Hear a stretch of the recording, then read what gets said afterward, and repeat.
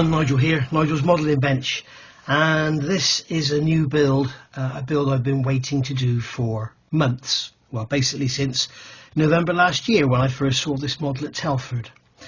And yes, at last it's here. This is the Airfix 1/24 scale F6F-5 Hellcat. Now I've got my reference material here, and we can see that I've got the detailing scale book, which is getting on a bit now. When was this first published? I can't see a date in here actually, but it's a pretty old book. What's it saying in here? 1987, so there we go, 22 years old. So yeah, but a really good book. And sometimes with these books, the older the better, because you're less likely to have your museum restored bits and pieces, which can be a bit off-putting. But there's some fantastic images in here showing all the instruments and everything, as you can see. And then you've also got the Squadron Signal Publications walk around on the Hellcat. Lots and lots of colour images, you can see all around the engine and everything. And there's the interior. Some lovely black and white images as well, some more colour. These are all restored aircraft by the look of it. And then what's really handy for me for this is we've got the interior, the cockpit. And what I'm starting on today, because I don't actually have the kit in my hands yet, I have seen the kit. The kit is at Antics for £107, and it's available from Friday. They have been sworn to, Airfix have had them, basically promised they won't actually release any until Friday. So the whole country gets their release at the same time, so nobody's getting any preferential treatment, if you like. So now that I know the kit is here and I've actually seen a box, I know that within the next 42 hours I will have one. So I'm going to make a start with this instrument panel set, because this will be the only upgrade I'll be putting in that kit initially, because as soon as I get it I'll be reviewing it here and then I'll be building it. And I'm just assuming the first part of the build sequence is going to be the cockpit, so let's get on with this. So this is the Airscale Instrument panel upgrade that I've already reviewed.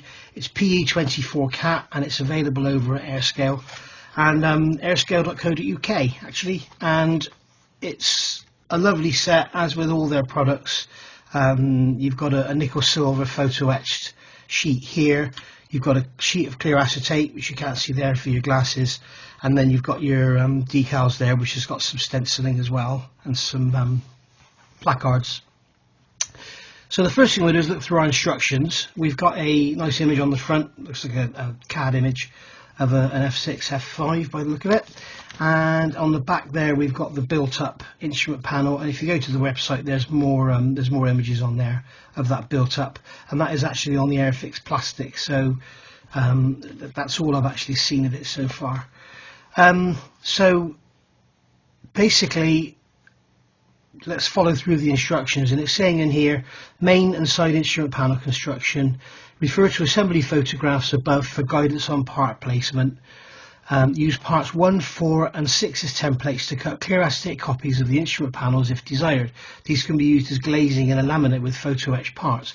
Now basically, when it comes to doing this, you can actually put the laminate over the decal and then put some varnish in there or something. But what I find is when you've actually got your acetate here, maybe I can show you like this now. If you've got your clear acetate and then you put your decal behind it, it really does look much better than having a blob of varnish in there. I'm going to stand up and try and show you this in the light. Try and catch it in the light, and you can see there that the actual gauge faces in the light, they reflect just as the real ones would with your flat glass, rather than having the concave shape of a blob of varnish in there. So that's the first thing we need to do. So take our acetate, and we've got to draw around parts 1, 4 and 6 as templates to cut it. Okay, so I've got a rotor ring 0.3 pen here, and I'm just going to basically draw around this panel, try and find the acetate behind there. So I'm just going to draw around this panel with the rotary ink pen.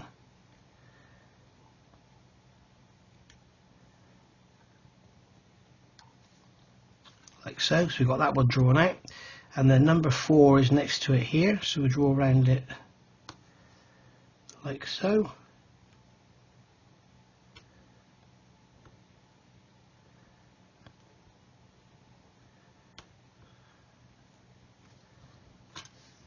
And then number 6 is down below, so we'll draw around it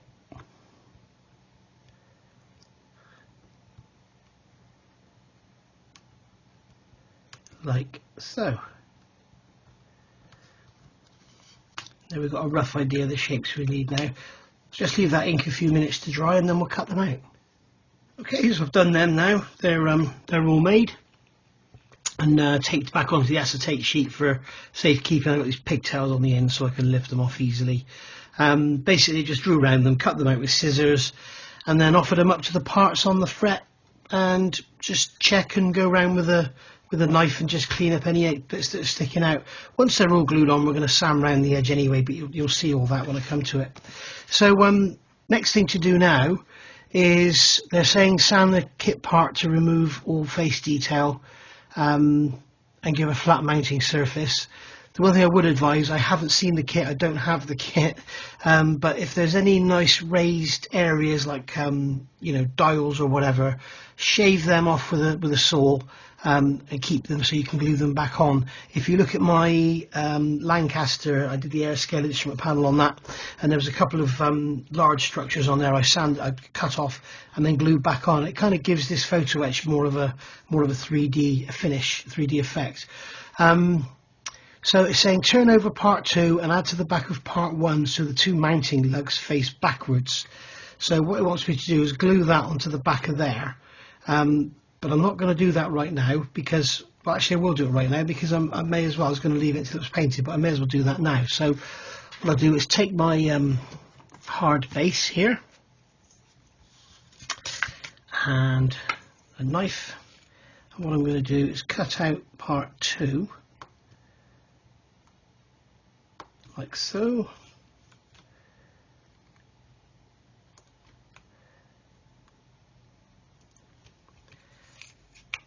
And then sand off the nibs.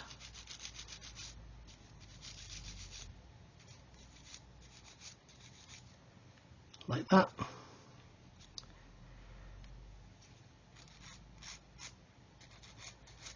And this is being glued to the back of part 1 just to give it some depth. If you look at the pictures of the actual real thing, then you'll see that it's got some depth to it, like it's a separate added on panel. And I'm just going to sand the back of this to give it something to bite onto, give the super glue something to work with. And the same on this one. And I'm also going to get a cotton bud, a drop of acetone, put the top back on tightly, and then just go over the back of this just to make sure it's all nice and clean. You can see that there's a lot of dirt on there. That's probably the sanding I've done, to be fair. And there we go. Now we've got some holes here that line up, and this has to go back on with it. It said, if you remember, it said turn part 2 over and out to the back of part 1 so the 2 mounting lugs face backwards. And these 2 mounting lugs here, these 2 sort of 3mm circles, they're going to go in those holes there. So this has to go onto the back of this part, and I need those holes to line up. You can see we've got a couple of holes here. We've got one there and one there. So if I measure the size of those holes, then I could put something in there and then just drop them together, and it will basically make sure they stay sort of in the right orientation with each other. Right, so I've got my photo etch here, the fret held down. The holes are actually 0.75 and 0.9, so I've got a 0.9 drill and a 0.75 drill through those holes into a piece of balsa wood, just like that, so you can see it's holding it in place. And what that'll do is, what I can do now is pick some glue up and just put it in the middle, and if you notice, it's going to work to our benefit. This part is slightly curved, So what I can do is straighten out a little bit actually. It's part of the process with photo etching. If you remove material from one side, you add or release stress or whatever, and it will go that way. Unfortunately, it's a side effect of photo etching. So I'm just going to put some thin super glue on here, just in the middle. Okay, and now I don't need to be hanging about. I need to get on with this and get the part slid down over these drill bits. Make sure everything's nice and square, and I'm just going to use a knife handle just to push it down in the center, like so, and that should now stay in place. So I'll leave that for a couple of minutes just to make sure it's gone off.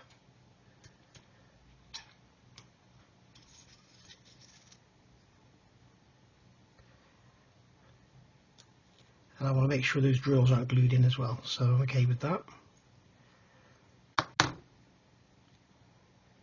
So they're actually laminated together now. I can make sure that drill still goes through there, and it does.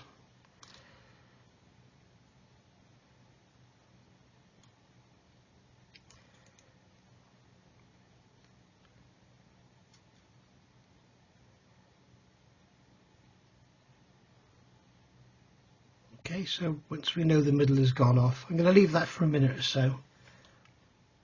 Right, so now we know that's gone off, I can hold these together. In fact, I'll do this side first. And now I can take some of this thin glue onto my glue loop like that, and then just slide it down in there. Run it around a bit.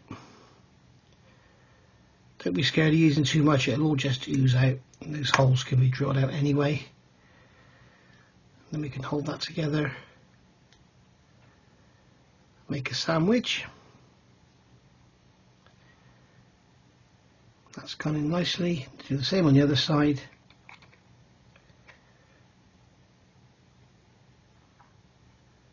Whoops.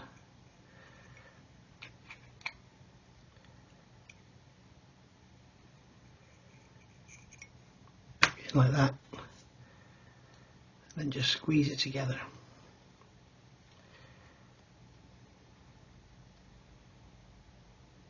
And then after this is all laminated together with the front on, what I generally do is run some glue all around the edge and let it capillary in, and then sand it, and so that we end up with a lovely sort of one piece looking part, rather than, you know, 3 sheets of PE and a sheet of acetate. I want it to look like it's actually a lump of you know, a lump of a piece of half-inch thick, whatever it is, aluminium, you know, so that it's not looking like a, you know, like an assembly that it is. So I just need to remove the excess glue from here now, so I can just scrape that off.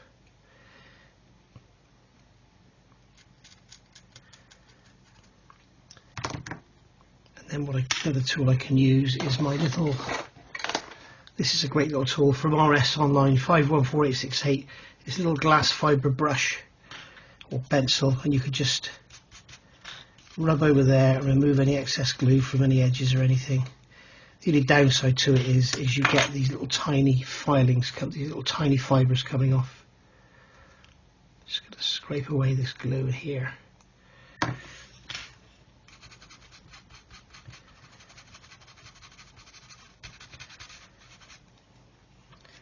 there we go.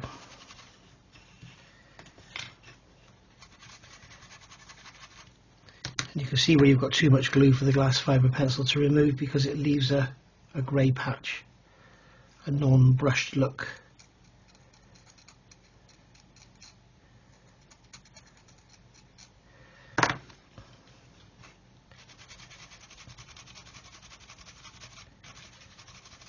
There we go. That's all cleaned up now, and there's no glue on there. And I'm just going to go across the rest of this face. I should give a nice key for the paint. And it's as easy as that, guys. It's not rocket science. It's not difficult at all. You just got to take your time, and it's a little bit out of the ordinary, that's all. It's a little bit more involved than using, say, Edard Photo Etch or whatever, but the end results are fascinating. As you'll see with this, I'm not blowing my own trumpet, the set will come together and it will be beautiful. This instrument panel will be lovely. So the next thing I need to do now is get it painted, so let's look what I need to do there. Right, before we do any painting, I want to give it a metal primer. I use this Mr. Metal Primer. To be honest, I'm not sure it really does a lot. The paint still seems to scratch off very, very easily, even after using this. So just to give myself a fighting chance, I've got some acetone here. Once again, cotton bud in the acetone. And I'm just going to literally wipe over everything in an effort to remove any residual chemicals that are left on there from the etching process. Skin grease from me or the people who packed this. And basically everything in between. One of the biggest problems with this is all the hair it leaves behind, so I have to go in afterwards and pick all that off.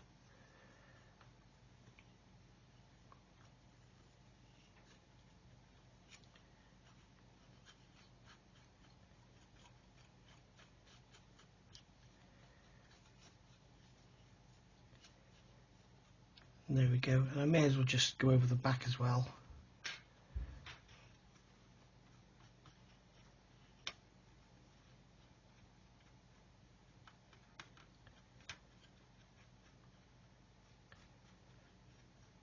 There we go. One more quick wipe over the front.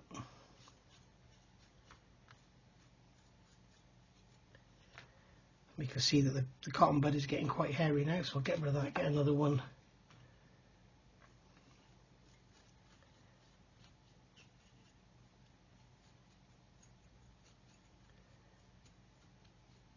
There we are. That's degreased. Get the top back on the acetone as quick as you can. Get it tightened down, put away. You don't want to spilling that anywhere near your prized possessions, especially if they're plastic.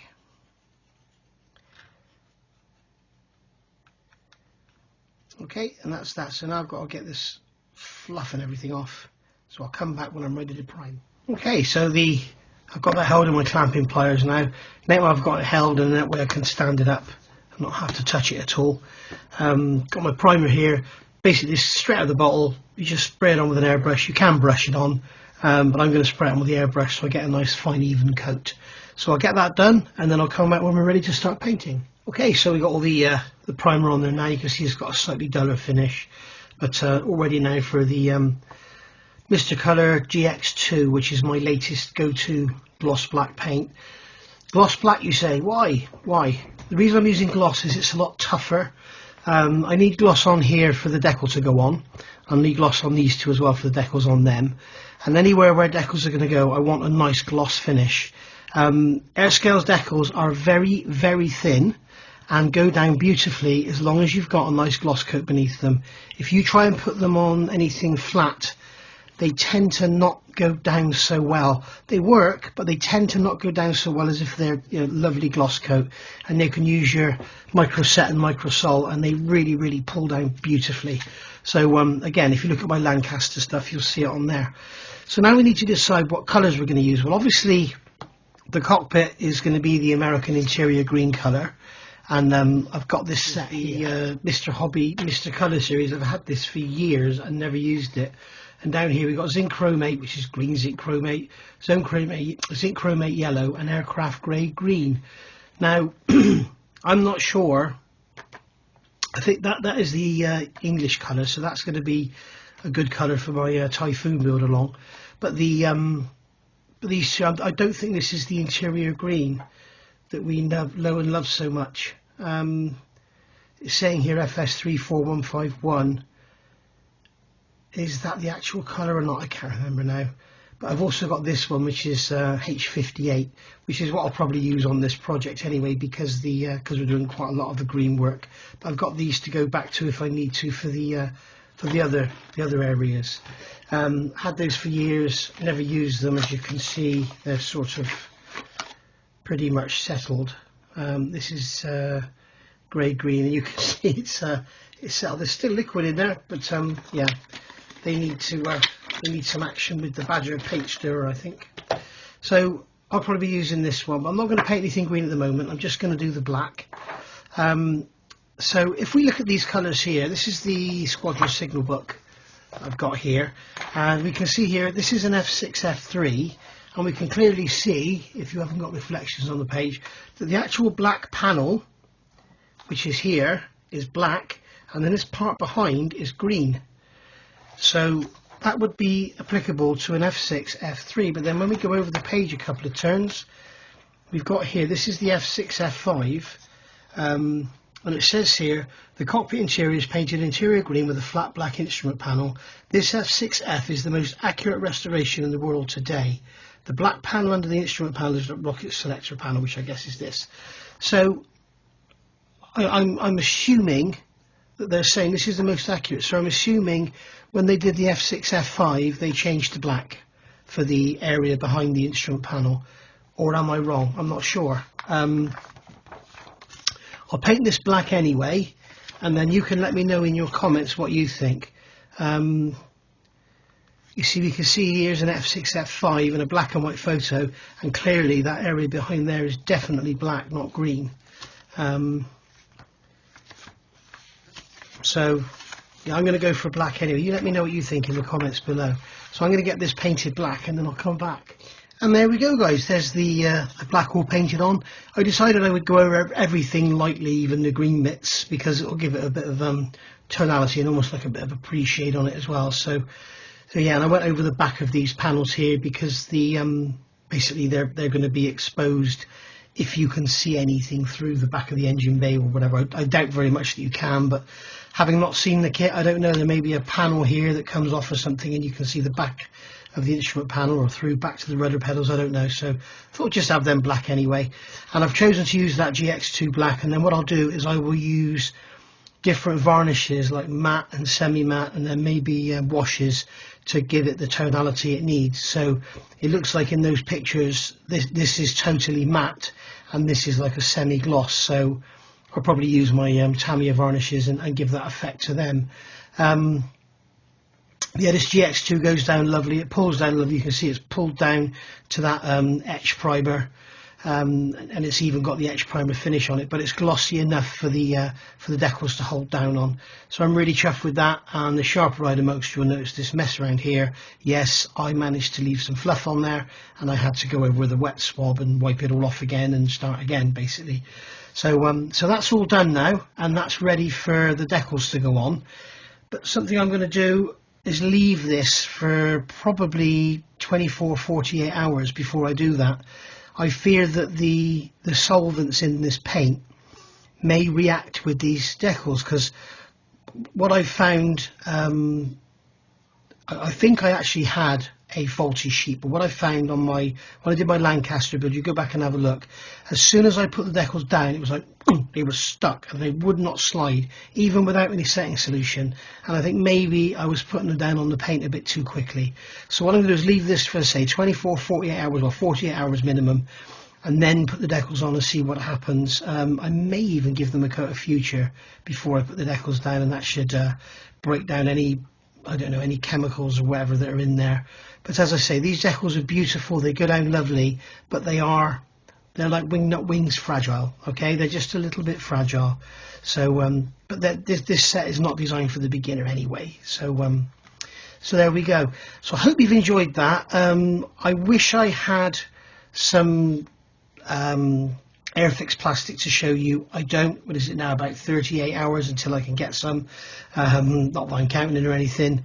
And once I do, then we'll be banging straight into it and like bang, bang, bang. And I will actually build this right the way through. I will not leave it on the shelf and say that's it, I'm fed up with it, because I'm not sort of concerned about overall accuracy, because I know it's very, very good.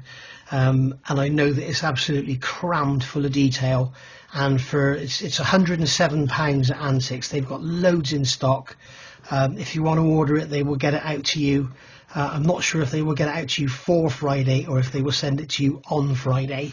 But Friday is the official release date, and Airfix have basically said you can't have one before then. So yeah, if you do order one from Antics, do me a favour on the order form, just mention my name, Nigel's Modelling Bench.